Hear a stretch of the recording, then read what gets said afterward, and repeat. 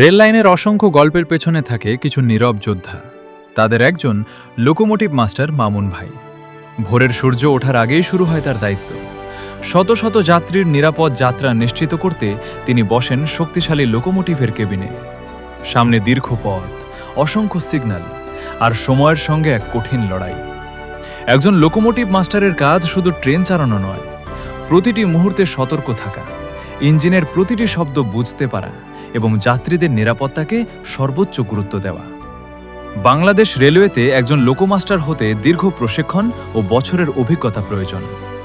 মামুন ভাইয়ের কাছে ট্রেন শুধু একটি যন্ত্র নয়, এটি মানুষের স্বপ্ন, পরিবারের অপেক্ষা আর গন্তব্যে পৌঁছানোর বিশ্বাস। ঝড় বৃষ্টি, কুয়াশা কিংবা গভীর রাত, সব বাধা পেরিয়ে তিনি এগিয়ে নিয়ে যান দেশের চলমান জীবনকে। রেল লাইনের প্রতিটি বাঁক, প্রতিটি স্টেশন আর প্রতিটি হুইসেলের সঙ্গে জড়িয়ে আছে তার দায়িত্ববোধের গল্প। যখন ট্রেন ছুটে চলে শত কিলোমিটার পথ, তখন কেবিনের ভেতরে নিরলসভাবে দায়িত্ব পালন করে যান লোকোমোটিভ মাস্টার মামুন ভাই। তিনি শুধু একজন ট্রেন চালক নন, তিনি রেলের একজন অভিজ্ঞ পথপ্রদর্শক।